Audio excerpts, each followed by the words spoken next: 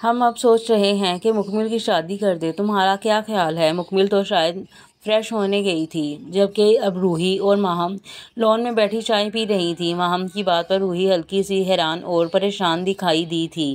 بہت اچھا سوچا ہے آپ نے، پر سکندر اچانک اب تو روحی کا یہ ناخوش سا شاکنگ تاثر ماہم کو ہلکا سا خفگی میں مبتلا کر چکا تھا۔ ماہم اسے کبھی پسند نہیں کرتی تھی۔ رہی صحیح کثر تب پوری ہو گئی جب سکندر نے ان کی گود سے اٹھا کر وہ چھوٹی سی مکمل روحی کو سونپی تھی۔ ایک رکاوٹ سی تھی جو ماہم اور روحی کے درمیان تھی۔ روحی ہر ممکن کوشش کرتی تھی کہ وہ مکمل کو ماہم سے نہ ذہنی طور پر دور کرے نہ جسمانی طور پر، مگر وہ پھر بھی ماہم کو کھٹکتی تھی۔ کیوں اب کیا مکمل کے بوڑھے ہونے کا انتظار کریں؟ خیر سے اب اس کی عمر اٹکلیاں کرنے کی بھی نہیں رہی جو ہم مزید دیر کا سوچیں۔ ماہم کے لہجے میں ہلکی سی ناراضگی روحی بآسانی محسوس کر چکی تھی، تبھی وہ نظر جھکا گئی تھی۔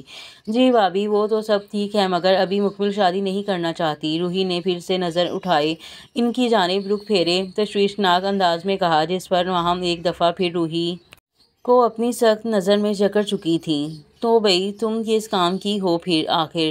اسے سمجھاؤ، تمہاری تو کوئی بات نہیں ٹالتی۔ ماہم کے اس طنزیہ انداز پر روحی کے چہرے پر بھی اداس سا تاثر تھا، اور ماہم سمجھ گئی تھی کہ روحی کو لہجہ ناگوار گزرا ہے۔ میں اسے سمجھاؤں گی۔ روحی ہمیشہ سے کم گو ہی تھی، زیادہ بولنا وہ ضروری سمجھتی بھی نہیں تھی، اور ماہم تو اسے بولنے دیتی بھی کہاں تھی۔ دیکھو روحی، مکمل میری بیٹی ہے، مجھے اس کی فکر ہے۔ وہ جس لا حاصل انتظار میں بندھی ہے، اس سے صرف تم ہی اسے نکال سکتی ہو۔ کیا تم یہ چاہتی ہو کہ مکمل ساری زندگی ارتضیٰ کے نام پر بیٹھی رہے اور اپنی زندگی خراب کر لے؟ ماہم کی باتیں اب تو روحی کو دہلا چکی تھیں۔ وہ تو کبھی سوچ بھی نہیں سکتی تھی کہ مکمل کی زندگی میں ذرا بھی بے آرامی داخل ہو۔ خدا نہ کرے کہ مکمل کی زندگی خراب ہو۔ میں اسے سمجھا دوں گی بھابھی، آپ پریشان مت ہوں۔ اپنے چہرے پر ہلکی سی پریشانی لیے وہ ماہم کو مطمئن کیے بولی تھیں، بہت مہربانی ہوگی تمہاری۔ ارتضیٰ کے لیے ہم بھی دعا گو ہیں، مگر اللہ کے کاموں میں دخل نہیں دیا جا سکتا۔ تم مکمل کو اس سب سے نکالو تاکہ ہم اس کی زندگی کا کوئی فیصلہ لیں۔ ماہم تو بس آج جلالی سے موڈ میں ہی تھیں۔ روحی اب سر ہلائے افسردہ سی تھی۔ جی بھابھی، روحی نے انہیں مطمئن کرنے کی ہر ممکنہ کوشش کر لی تھی، مگر روحی کا دل بہت ہلکان ہو گیا تھا۔ یہ بتاؤ، کوئی خبر ملی ارتضیٰ کی؟ اب تو خود ہی ماہم دانت بدلتے ہوئے فکر لیے بولی تھی۔ نہیں بھابھی، بس دعا کریں۔ روحی کے چہرے پر ثبت ہوا درد کوئی نہیں جان پایا تھا۔ بہت بے آس سی ہو رہی تھی روحین، بہت دل برداشتہ اور نا امید سی بھی۔ میں نے عبید سے بات کی تھی بھائی صاحب، وہ یہ شادی نہیں کرنا چاہتا۔ مہرین اور دلاور ہلکی سی سنجیدگی لیے اب جواد کے سامنے بیٹھے تھے، اور یہ بات سن کر جواد ملک طیش میں آتے دکھائی دے رہے تھے۔ ایک تلخ نظر وہ مہرین اور دلاور پر ڈالنے کے بعد اٹھ کر کھڑے ہو چکے تھے۔ میمونہ بھی سامنے ہی تھیں۔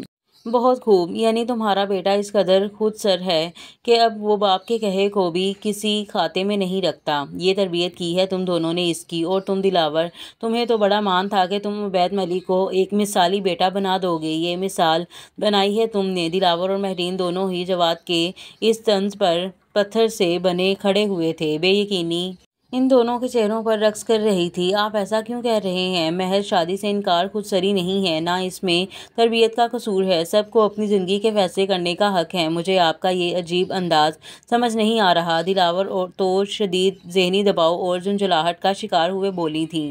میمونہ بھی اب خفا سی بیڈ پر بیٹھی سب کو دیکھ رہی تھیں۔ میرا انداز پہلے ہی سمجھ جاتے تو میں یوں سختی پر نہ اترتا۔ خیر، اب اگر گھی سیدھی انگلی سے نہیں نکلا تو مجھے انگلی ٹیڑھی کرنی بھی اچھے سے آتی ہے۔ جواد اب رخ دوبارہ ان دونوں کی جانب پھیرے جتانے کے انداز میں سختی لیے بولے تھے، بھائی صاحب پلیز۔ جواد کے اٹھے ہاتھ کے اشارے کے آگے دلاور کی آواز بے بسی سے تھم گئی تھی۔ مہرین تو اب باقاعدہ رو دینے کو تھیں۔ عبید کو حیا سے شادی کرنی ہی پڑے گی، اور اسے تم دونوں قائل کرو گے جیسے مرضی۔ میرے لیے حیا کی خوشی بہت اہم ہے، سمجھے؟ جواد کا لہجہ اب ان کو تکلیف دے رہا تھا۔ میمونہ پتھر سا تاثر دیے چپ سی تھیں۔ شوہر کے آگے وہ ویسے بھی خاموش رہتی تھیں۔ اور ہمارے لیے بھی عبید کی خوشی اہم ہے۔ وہ حیا سے شادی نہیں کرنا چاہتا۔ وہ آلریڈی اپنی زندگی کا ہمسفر پسند کر چکا ہے۔ میں اس کے ساتھ کسی قسم کی زبردستی نہیں کر سکتا بھائی۔ دلاور نے بھی جیسے اب کی بار چہرے پر سختی لائے حتمی فیصلہ سنایا تھا، جس پر میمونہ بہت مایوس جبکہ جواد بہت غصے میں لگ رہے تھے۔ بہت خوب، اب تو تالیاں بنتی ہیں، زبردستی تو تمہیں کرنی پڑے گی۔ دلاور یہ بات اپنے دماغ میں بٹھا لو، جواد اب زیادتی کر رہے تھے۔ دلاور بھی افسردہ ہو کر ان کے قریب آ کر تن کر کھڑے ہو گئے۔ مجھے معاف کر دیں بھائی، میں ایسا کچھ نہیں کروں گا، وہ میرا بیٹا ہے اور بحیثیت باپ میں ایسا کوئی فیصلہ نہیں کروں گا جو اس کی بے سکونی کی وجہ بنے۔ چلو مہرین، دلاور غصہ اور خفگی لیے کہہ کر جانے لگے تھے، مگر پھر جواد کی آواز پر دونوں کے قدم تھم گئے تھے۔ رکو، عبید تمہارا بیٹا ہے، یہی کہا نا تم نے، اور یہ تم بھی جانتے ہو اور میں بھی اس بیٹے کی حقیقت کیا ہے۔ کسی کو پال لینے سے، اپنا نام دے لینے سے وہ بیٹا کہلایا تو جا سکتا ہے، لیکن بیٹا بن نہیں سکتا۔ وہ بیٹا جسے آج تک سکون راس نہیں آیا، تم اس کے سکون کی خاطر مجھے انکار کر رہے ہو۔ میں چاہوں تو ابھی تمہارے اس بیٹے کا سارا غرور مٹی کر سکتا ہوں۔ جواد کی حقارت میں لپٹی یہ بات مہرین اور دلاور کا دل چیر گئی تھی۔ جواد کا ایسا روپ تو دلاور کو جیتے جی مار سا گیا تھا، اور یہ تو خود جواد کو بھی اندازہ نہیں ہوا کہ وہ کیا کہہ گئے ہیں۔ 24 سال پہلے کیا جانے والا وعدہ وہ اس طرح دردناک انداز میں توڑ دیں گے، یہ تو کسی نے بھی سوچا نہ تھا۔ دلاور تو پتھر بن چکے تھے، مگر عبید کے لیے ایسے دل سوز دل خراش لفظ سن کر ان کی آنکھیں نم ضرور ہوئی تھیں۔ بس بھائی صاحب، بہت ہو گیا، اب ایک لفظ بھی نہیں۔ دلاور تو جیسے پھٹ پڑے، ان کی آنکھیں غضبناک لال ہوئیں۔ میمونہ بھی پریشان سی اٹھ چکی تھیں، مہرین تو رو سی دی تھیں۔ ابھی بہت کچھ باقی ہے، اچھا ہے کہ میرا منہ بند ہی رہنے دو۔ جواد تو بے رحمی کا اعلیٰ نمونہ بنے تھے، اور کتنا منہ کھلے گا اب؟ آج آپ نے میرا سارا مان توڑ دیا ہے، مجھے آپ سے ایسی امید ہرگز نہیں تھی۔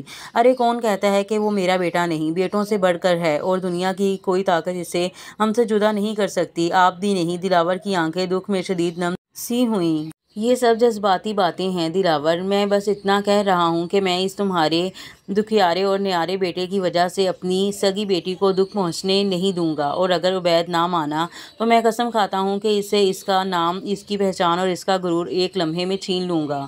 باقی تم خود سمجھدار ہو۔ اب تو شاید دلاور میں مزید سہنے کی ہمت نہ تھی۔ تکلیف اور وحشت سے اٹی نظر وہ جواد کے پتھرائے بے رحم چہرے پر ڈالے مہرین کا ہاتھ لیے باہر نکل گئے تھے۔ جواد نے جیسے اپنے چہرے کا جلال ضبط کرنا چاہا تھا، میمونہ کا کندھا پر درا ہاتھ محسوس کیے وہ ان کی طرف پلٹے تھے۔ آپ نے کچھ زیادتی نہیں کر دی جواد؟ میمونہ بھی دکھی سی تھیں۔ کی ہے، پر افسوس دیر کر دی۔ اس گھمنڈی نواب زادے کی اتنی اوقات کہ وہ مجھے انکار کرے۔ سر درد کی گولی دو مجھے۔ پھنکارتے ہوئے جواد تو بہت خطرناک لگ رہے تھے۔ فوراً اسے میمونہ انہیں بیڈ سائڈ پر پڑے باکس سے ٹیبلٹ نکال کر دینے لگ گئیں، پر وہ بھی بہت فکر مند سی تھیں۔ اب کیا ہوگا؟ وہ یہ سب کیسے کہہ سکتے ہیں؟ وہ اتنے بے رحم نکلیں گے، میں تو سوچ بھی نہیں سکتی تھی۔ وہ عبید کو سب بتا دیں گے۔ دلاور، میرا بیٹا یہ سب نہیں سہ سکے گا، میں اسے کھونا نہیں چاہتی، اسے کچھ ہوا تو مر جاؤں گی، خدا کے لیے کچھ کریں۔ مہرین تو زاروں کی طار رو کر عادی ہو چکی تھی، جبکہ دلاور بھی اپنا زرد چہرہ تھامے شدید تکلیف میں لپٹے افسردہ تھے۔ بائی نے کیا گہری ضرب لگائی تھی کہ تکلیف نے انتہا کاسنا شروع کر دیا تھا۔ فکر مت کرو، کچھ نہیں ہوگا، اب کی بار میں کمزور اور مجبور باپ نہیں رہوں گا۔ بہت ہو گیا، تم رو مت پلیز۔ دلاور اپنی سرخ آنکھیں اٹھائے چہرے پر افسوس لیے مہرین کو تسلی دے رہے تھے۔ کیسے کہہ گئے وہ یہ سب؟ کہتے ہیں سکون راس نہیں عبید کو۔ اف، ان کے لفظ میرا دل چیر گئے ہیں۔ میرے بیٹے کے متعلق ان کے اندر ایسا زہر تھا، میرا بچہ تو آگے ہی ساری زندگی اپنے خوف اور تکلیف سے نڈال رہا ہے۔ اب جب خوشی میرے بچے تک آئی ہے تو پھر سے تکلیف نہ اپنا وار کر دیا۔ نہیں سہوں گی اس بار عبید کی تکلیف، عبید یہ نہیں سہ سکتا۔ دلاور، آپ جانتے ہیں نا اس کی کنڈیشن، ذرا سی ٹینشن اسے کتنا ہائی فیور کر دیتی ہے، اور آپ کو یاد ہے بچپن میں وہ اسی وجہ سے مرتے مرتے بچا تھا۔ میں آپ کو بتا رہی ہوں کہ میرا دل بند ہو جائے گا۔ مہرین کی تو تکلیف کی کوئی انتہا نہیں تھی، جبکہ دلاور اب خود کو نارمل کیے اٹھ کر کھڑے ہو چکے تھے۔ اس بار خوشیاں عبید تک ضرور آئیں گی۔ جہاں تک بات ہے کہ بھائی اسے حقیقت بتا دیں تو مجھے اب اس کی پرواہ نہیں۔ عبید ہمارا بیٹا ہے اور رہے گا، یہ حقیقت اسے باقی تمام سچائیوں سے افضل لگے گی۔ ہم جلد از جلد عبید کا رشتہ لینے جائیں گے جہاں وہ چاہتا ہے۔ اب میں دیکھتا ہوں کہ کون اس کے بیچ آتا ہے۔ بائی کے اس رویے نے میرے اندر بھی ہمت بھر دی ہے۔ تم پلیز رونا بند کرو اور بھروسہ رکھو، عبید کو کچھ نہیں ہوگا۔ یکدم وہ مڑے اور مہرین کے قریب بیٹھ کر ان کا چہرہ تھامے پورے یقین سے بولے تھے۔ مہرین کا رونا بھی کچھ لمحے کو رک گیا تھا، مگر دلاور مہرین ابھی بھی خوفزدہ تھی۔ وہ انہیں کندھے سے پکڑے خود میں سموئے انہیں خاموش کروا چکے تھے۔ مجھ پہ چھوڑ دو مہرین، کچھ برا نہیں ہوگا۔ اچھا بھائی تو بن کے دیکھ لیا ہے، اب میری باری ایک اچھا باپ بننے کی ہے۔ دلاور کی آنکھوں میں چمک نے جیسے مہرین کو بھی بہت حوصلہ دیا تھا۔ وہ بھی اپنا چہرہ خشک کیے اب مطمئن ہونے کی کوشش میں تھیں۔ موم، یہ کلر کیسا لگے گا مجھ پر؟ کل تو اتنی شاپنگ کی کہ شام کو ایسی سوئی کہ صبح جا کر آنکھ کھلی۔ صبح کے 10 بج چکے تھے اور میمونہ کسی گہری سوچ میں صوفے پر بیٹھی تھیں، جبکہ حیا اب بہت خوبصورت سا گہرا نیلا اور سیاہ لباس خود سے لگائے بڑی پرجوشی سے مما کو دکھا رہی تھیں۔ اسے ابھی تک شاید عبید کے انکار کی خبر نہیں پہنچی تھی، ورنہ ابھی تک وہ تو ہر شے تہس نہس کر چکی ہوتی۔ ہاں اچھا ہے۔ میمونہ کی بے دلی اور غائب دماغی سے کی تعریف اسے خاصا بدمزہ کر گئی تھی۔ تبھی تو وہ ڈریس بیڈ پر دھرے منہ پر خفگی لیے میمونہ کے سامنے بیٹھ چکی تھی۔ کیا ہو گیا مما؟ آپ کی بیٹی کی شادی ہو رہی ہے اور آپ یوں اداس ہیں؟ کہیں جا تھوڑا رہی ہوں؟ کیا ہوا ہے؟ اب تو حیا کی یہ پرجوشی انہیں بھی مزید بوجھل کر چکی تھی۔ بات ہے ہی پریشانی کی، لیکن تم اداس مت ہونا، وہ مان جائے گا۔ اور اگلے ہی لمحے حیا کو جیسے کرنٹ سا لگا تھا۔ ساری مسکراہٹ اب وحشت ناک غصہ بنی تھی۔ کیا مطلب؟ اس نے انکار کر دیا ہے؟ حیا کے چہرے کا غصہ اور بے یقینی انتہا پر پہنچ کر میمونہ کو بھی ہلا چکی تھی۔ ہاں لیکن یو ڈونٹ وری، تمہارے ڈیڈ ہیں نا، وہ اسے قائل کر لیں گے۔ حیا کے چہرے پر آیا جلال بامتے ہوئے وہ اسے تسلی دینا نہیں بھولی تھیں، اور وہ تو یوں تھیں کہ ابھی جا کر عبید کا گلا دبا آئے گی۔ اس کی اتنی ہمت کہ وہ حیا ملک کو ٹھکرا دے۔ تم نے اچھا نہیں کیا Ubaid Malik, you will pay for it, تمہیں اس کا بدلہ چکانا ہوگا۔ میمونہ جانتی تھی کہ ان باپ بیٹی کا ایک جیسا جنونی دماغ اور خطرناک غصہ ہے، تبھی خوف زدہ سی ہوئی تھی اور حیا کو چہرے پر حقارت لائے ہر شے کو آگ لگا دینا چاہتی تھی۔ پرسکون ہو جاؤ حیا، ہم ہیں نا، تمہارے ڈیڈ اسے تمہارا بنا کر چھوڑیں گے۔ یوں غصے میں کچھ الٹا سیدھا مت کرنا۔ غصے سے کھڑی، منہ پھیر کر اپنا غصہ ضبط کرتی حیا کی اب انہیں فکر سی تھی، جو نہ جانے اب کیا کرنے والی تھی۔ نو مما، وہ نہیں مانے گا، اس نے مجھے انکار تو کر دیا، پر وہ جانتا نہیں کہ اس نے اپنی زندگی کے باقی رہے سہے سکون کا بھی خاتمہ کر لیا ہے۔ اگر وہ میرا نہ ہوا تو میں اسے کسی اور کا ہونے کے قابل بھی نہیں چھوڑوں گی۔ حیا کی بات تو میمونہ کا دل لرزا چکی تھی۔ بجلی کی رفتار سے وہ اٹھ کر اس کا بازو پکڑے اپنے سامنے کیے خفا ہوئیں۔ وہ تو اپنے آپ میں تھی ہی نہیں۔ حیا میری جان، ہوش سے کام لو، یہاں آؤ، آرام سے بیٹھو۔ اس سے پہلے کہ میمونہ اس کا بازو تھامے بیٹھاتی، وہ زبردست جھٹکے سے اپنی بازو چھڑوائے باہر نکل گئی تھی، اور میمونہ تو اپنا سر تھامے پھر سے صوفے پر بیٹھ چکی تھیں۔ آپ نے مجھے بلایا میری پیاری سی سنڈریلا؟ آج روحی دیر سے ہاسپٹل جانے والی تھی، تبھی ابھی تک گھر پر موجود تھیں۔ دیکھنے میں وہ بس ریڈی ہو چکی تھیں۔ ڈارک بلو اینڈ پنک بہت نفیس سوٹ میں روحی کا دلکش سراپا میز نکھرا ہوا الگ لگ رہا تھا، جبکہ مکمل تو گھر میں یوں ہی ٹراؤزر اور شرٹ میں گھومتی رہتی تھی۔ آج بھی ڈورا ڈول والی سفید ڈھیلی شرٹ اور گلابی ٹراؤزر میں وہ اپنے بال لہرائے مسکرائی سی صورت لیے اندر جھانکتے بولی تھی، جی میری جان آ جاؤ۔ روحی کے ہر انداز پر مکمل فدا تھی۔ ہلکی سی مسکراہٹ کا تبادلہ کیے وہ روحی کے سامنے ہی آ کر بیٹھ چکی تھی۔ اوکے بولیے، کیا حکم ہے میرے آقا؟ روحی کی دل فریب سی اداسی میں لپٹی نظر خود پر سبت دیکھ کر میں مکمل ہلکی سی شرارت لیے بولی تھی، جبکہ روحی تو ابھی تک کل کے ماہم کے لفظ سن کر اداس تھیں۔ کتنی بڑی مراد تھی روحی کی کہ وہ مکمل کو اپنے ارتضاء کے لیے پابند رکھ پاتی، مگر بات ماہم کی بھی ٹھیک تھی۔ ارتضاء کے ملنے کی امید بہت موہوم اور کمزور تھی، اور روحی کم از کم مکمل سے ایسی ناانصافی مزید نہیں کر سکتی تھی۔ تبھی آج وہ اسے اس اسیری سے رہائی دینے کا سوچ رہی تھی، یہ جانتے بوجھتے کہ کچھ لوگ ازل سے ابد تک اسیر رہنے کے لیے ہوتے ہیں۔ حکم نہیں، ایک چھوٹی سی ریکویسٹ ہے، پوری کرو گی؟ مان اور اداسی میں لپٹا روحی کا سوالیہ انداز ہی مکمل کو سنجیدہ سا کر چکا تھا۔ یہ ریکویسٹ کے نام پر یقیناً مکمل سے ارتضاء مانگنے والی تھیں، اور وہ یہ بخوبی جانتی تھی، کیونکہ یہ پہلی بار نہیں تھا کہ روحی اسے اس قید سے نکلنے کا کہنے والی تھی۔ آپ یقیناً پھر سے مجھے یہی کہنا چاہتی ہیں کہ میں ارتضاء کو بھول جاؤں؟ مکمل کے چہرے کی رونق اور بہار نے یکدم ہی خزاں اوڑھی، اور روحی کا دل بھی اس بات پر لرزا تھا۔ مکمل کا اداس چہرہ تھامے وہ اس کے ماتھے پر پیار دیے اور اداس سا مسکرائی تھیں۔ تم مجھے بہت عزیز ہو مکمل، لیکن اسی طرح تم ماہم بھابھی اور سکندر بھائی کے لیے بھی اہم ہو۔ اب وہ بھی چاہتے ہیں کہ تمہاری شادی ہو جائے۔ جانتی ہوں کہیں نہ کہیں تمہیں ارتضا کے لاحاصل انتظار میں باندھنے کی قصوروار میں بھی ہوں، لیکن اب میں ہی تمہیں آگے بڑھنے کا کہہ رہی ہوں۔ دونوں طرف بلا کا دکھ ابھرا تھا، ایک حسرت، ایک التجا اور ایک طویل خسارہ۔ وہ مجھ سے بلائے نہیں جائیں گے آپی، میں کیسے ان کی جگہ کسی اور کو دے دوں؟ مکمل کو لگا وہ بہت ہی بے بس ہے۔ یہ وہ چیز تھی جس کو چھوڑنا مکمل سکندر کے لیے زندگی بھر کی دولت سے الگ ہونا تھا۔ کم از کم اس معاملے میں تو وہ واقعی بہت مجبور اور بے بس تھیں۔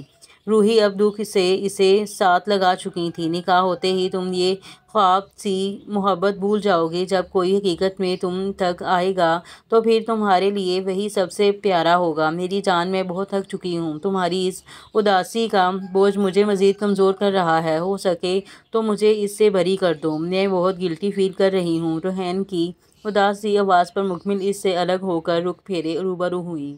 ان آنکھوں میں ڈھیر سی نمی اور شکایت تھی۔ آپ اداس نہ ہوں، جیسا آپ چاہیں کہہ دیں آپ مما ڈیڈ کو۔ مکمل کی ویرانی اس اقرار پر بہت حاوی تھی اور روحی بخوبی جانتی تھی یہ اقرار تو اس کے لیے فقط روحی کا وہ بوجھ ہٹانے کو تھا جو وہ واقعی ان سالوں میں بہت دشواری سے اٹھائے ہوئے تھی۔ تم خود کو تکلیف مت دینا مکمل، شاید قسمت میں ایسا ہی لکھا تھا۔ ارتضا شاید باقی کئی طرح اس معاملے میں بھی ان کی رہ گیا ہے، لیکن اس فاتح اور خوش قسمت شخص کی قسمت کا تارا ضرور چمکے گا جس کے نصیب میں تم لکھی جاؤ گی۔ خدارا مکمل، مجھے اس بوجھ سے مکمل رہائی دے دو، اپنے دل پر کوئی ستم مت ڈانا۔ روحی نہ چاہتے ہوئے بھی مکمل کو ایک تکلیف دہ فیصلہ لینے پر مجبور کر رہی تھی، اور مکمل تو اس محبت سے دستبردار ہونے کا سوچ کر ہی رنجیدہ حال میں پہنچ چکی تھی۔ ہلکی سی نرمی لیے وہ روحی کے چہرے پر ڈلتے چند آنسو صاف کیے خود بھی رویا سا مسکرائی تھی۔ آپ پریشان نہ ہوں مکمل، یہ کروا گھونٹ خوشی خوشی بڑھ لے گی، اب آپ جائیں، آپ کو دیر ہو جائے گی۔ شاید وہ اپنے مزید آنسو ضبط نہیں کر پائی تھی، اور روحی جو اس کی روح شناس تھی افسردہ چہرہ لیے اسے جاتا دیکھتی رہ گئی۔ بجلی کی رفتار سے مکمل اپنے کمرے میں آئی اور دروازہ بند کیے وہیں دروازے سے لگ کر بیٹھی۔ اس نقصان پر اس کے دل کے اندر کہیں دکھ اٹھا تھا۔ ارتضا سے الگ ہونے کا تصور کیے وہ پھوٹ پھوٹ کر رو پڑی تھی۔ اس کی ارتضا سے محبت اسے بے مراد چھوڑنے والی تھی، اور اس کا دکھ اس کے گداز چہرے پر شدت سے درج ہو چکا تھا جسے اسے اب تاعمر اپنے دل کے کسی نم گوشے میں دفن کرنا تھا۔ اس کو مل پڑی کی تکلیف کا اندازہ شاید کوئی نہیں لگا سکتا تھا۔ محبت سے دستبرداری انسان پر ازل سے ابد تک یوں ہی گراں رہے گی۔ یہ دل بستگی تو قدرت کی طرف سے محبت کے وجود میں گندی گئی ہے، تو پھر دل جلے اور دھواں نہ اٹھے، ایسا تو ممکن ہی نہیں ہے۔ تم جو ہوتے تو زندگی ہم سے تلخ لہجے میں بات کیوں کرتی؟ آپ کہیں نہیں ہیں ارتضا، یعنی مکمل بھی اب کہیں کی نہیں رہے گی۔ سوز اور دل خراشی میں لپٹ کر وہ اپنے بے لگام آنسوؤں کو روک نہیں پائی تھی۔ اس کے دل کی کیفیت بہت نازک تھی، بالکل اسی کی طرح۔ یہ کیا طریقہ ہے کسی کے کمرے میں آنے کا؟ تمہیں مینرز نہیں ہیں؟ حیا چہرے پر ایک دم تلخی اور گھمنڈ لیے عبید کے آفس کا روم کھولے اب اس کے سامنے آ کر تن چکی تھی۔ چہرے پر صاف صاف تیش درج تھا۔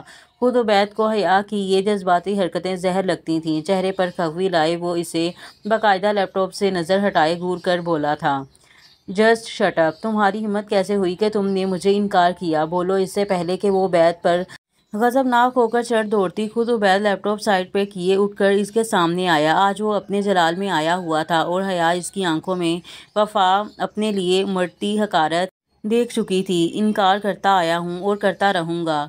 ناؤ گیٹ آؤٹ فار ہم۔ خود کو مزید مت گراؤ کہ میں تمہیں بہن کہنے پر بھی شرمندہ ہو جاؤں۔ عبید غصہ ضبط کیے سامنے کھڑی حیا کا دونس برداشت کر رہا تھا جو اس کا خون پینے والی دکھائی دے رہی تھی۔ عبید، تم ایسا مت کرو، میں بہت محبت کرتی ہوں، نہیں رہ سکتی تمہارے بنا، ایسا ظلم مت کرو خدا کے لیے۔ تیش زدہ سرکش حیا کے لیے اب تھوڑا ڈرامہ ٹائم تھا۔ دونس ہٹائے اب وہ اس کا چہرہ بے قراری سے تھامے منت پر اتر آئی تھی، اور عبید کو آج پہلی بار حیا پر بے شمار ترس آیا تھا۔ بے دردی اور نفرت سے وہ اس کا ہاتھ جھٹک کر اسے بازو سے پکڑتے بری طرح جھنجھوڑ چکا تھا۔ نظریں یوں گڑی تھیں کہ حیا کا خون پی جائیں گی۔ جسٹ شٹ یور ماؤتھ، اپنی یہ بکواس یہیں روک لو حیا، ورنہ میرے ہاتھوں ضائع ہو جاؤ گی۔ میں تمہارا نہ ہوں، نہ تھا، نہ ہی ہو پاؤں گا۔ یہ بات اپنی اس کھوپڑی میں ڈال لو، بار بار میرے سامنے آ کر مجھے کسی سختی پر مجبور مت کرو، اب نکلو یہاں سے۔ اسے حیا پر بے شمار غصہ تھا اور اب وہ آگ بگولا ہوئی اس کا گریبان پکڑ چکی تھی۔ اس بے ہودہ حرکت پر عبید ملک کا دیکھنا ہی اس کا خلق سوکھا گیا تھا۔ ایسی حرکت کرنے والے کو تو عبید جان سے مار دیتا، مگر نہ جانے کس طرح اپنے خطرناک غصے پر قابو کیے وہ اس کو ایک ہی لمحے میں بازو سے کھینچے گھسیٹتا دیوار سے لگا چکا تھا۔ حیا کا سانس بھی بند ہوتے ہوتے بچا تھا۔ وہ عبید ملک کے جلال کو للکار چکی تھی جو بہت برا ہونے والا تھا۔ اگر تم ارسل کی محبت نہ ہوتی تو قسم کھاتا ہوں تمہارے یہ ہاتھ کاٹ ڈالتا۔ میں تمہیں ایک آخری اور وارننگ دے رہا ہوں حیا، اب دوبارہ میرے سامنے آنے سے گریز کرنا، اب شرافت سے یہاں سے خود کو گم کر لو، ورنہ اگلی بار تمہارے پیرنٹس کے سامنے میں کسی بھی حد سے گزرنے میں دیر نہیں لگاؤں گا۔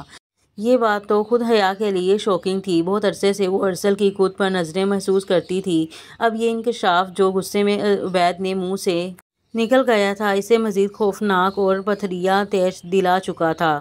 عبید ایک جھٹکے سے اسے دیوار سے ہٹائے مین آفس کے دروازے تک لایا اور اسے کھول کر اسے سختی سے جانے کا اشارہ کیا، اور وہ تو ایسے دیکھ رہی تھی جیسے عبید کا سر مسل دینا چاہتی ہو۔ باڑ میں جائے وہ ارسل بھی اور تم بھی، چھوڑوں گی نہیں میں تمہیں، نفرت سے ہنکارتی ہوئی وہ پیر پٹک کر باہر نکلی تھی، اور عبید دروازہ زوردار طریقے سے پٹک کر بند کیے اپنی دیکھتی کن پٹی تھامے واپس مڑا تھا۔ یہ تو اچھا ہوا تھا کہ سب سکندر صاحب کی طرف میٹنگ میں تھے اور کسی نے یہ ہنگامہ نہیں دیکھا تھا۔ البتہ عبید سے اب اپنا غصہ ضبط کرنا مشکل تھا۔ سر میں ایک ہلکی سی ٹھیس اٹھی تو وہ کرسی کا سہارا لیے بیٹھ گیا تھا۔ یہ غصہ بھی اس کی صحت پر افیکٹ کرتا تھا، اور آج تو حد پار ہوتے ہوتے رہ گئی تھی۔ دونوں ہاتھوں سے وہ اپنا سر تھامے گہری سانس لیتا ہوا کرسی کی پشت سے لگ گیا تھا۔ آنکھوں میں باقاعدہ اتنے جلال کے بعد سرخی اتر چکی تھی۔